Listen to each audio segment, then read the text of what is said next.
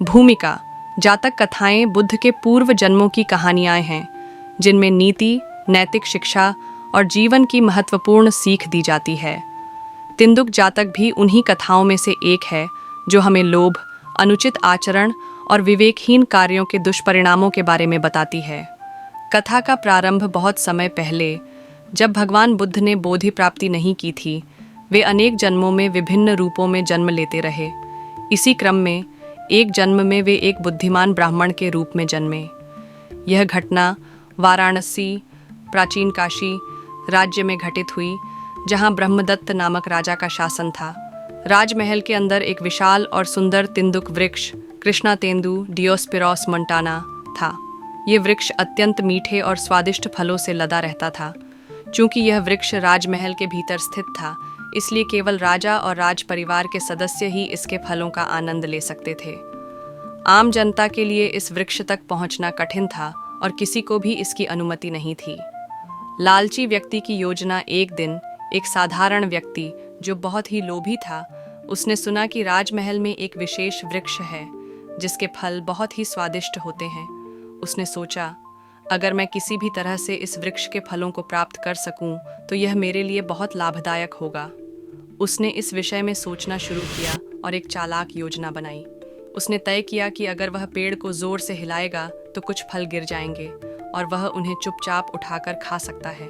उस रात जब अंधेरा हो गया और पहरेदारों की सतर्कता थोड़ी कम थी, उसने अवसर का लाभ उठाने की कोशिश की।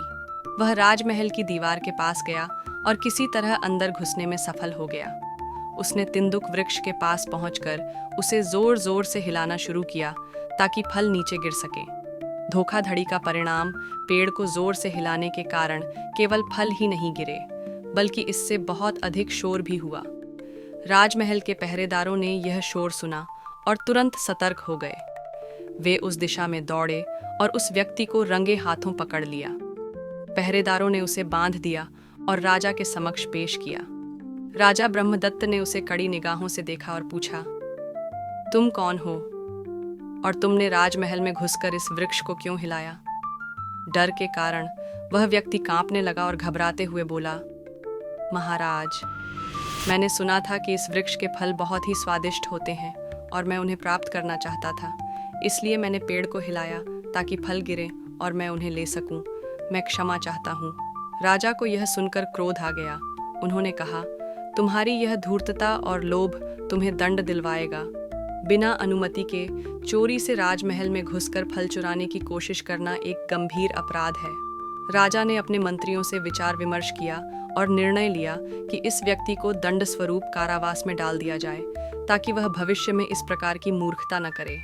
जातक कथा की नैतिक शिक्षा, नीति शिक्षा। यह जातक कथा हमें कई महत्वपूर्ण शिक्षाएं प्रदान करती है। अत्यधिक लोभ हमेशा नुकसानदायक होता है।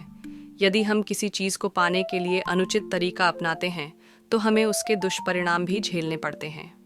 बिना सोचे समझे कार्य करने से विपत्ति आ सकती है। जल्दबाजी और बिना विचार किए गए कार्यों का परिणाम बुरा हो सकता है, जैसा कि उस व्यक्ति के साथ हुआ। धैर्य और उचित तरीका अपनाना आवश्यक है।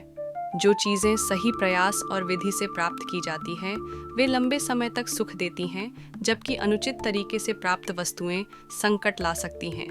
चोरी और धोखाधड़ी का अंत बुरा ही होता है। जो व्यक्ति अनुचित मार्ग पर चलता है, उसे अंततः दंड भुगतना पड़ता है। उपसंहार। इस प्रकार तिन्दुक जातक यह दर्शाता है कि लालच और अनुचित कार्यों का परिणाम हमेशा बुरा ही होता है। हमें हमेशा अपने कार्यों में ईमानदारी और धैर्य बनाए रखना चाहिए। अगर हम अनुचित मार्ग अपनाते हैं तो अंततः हमें कठिनाइयों का सामना करना पड़ता है।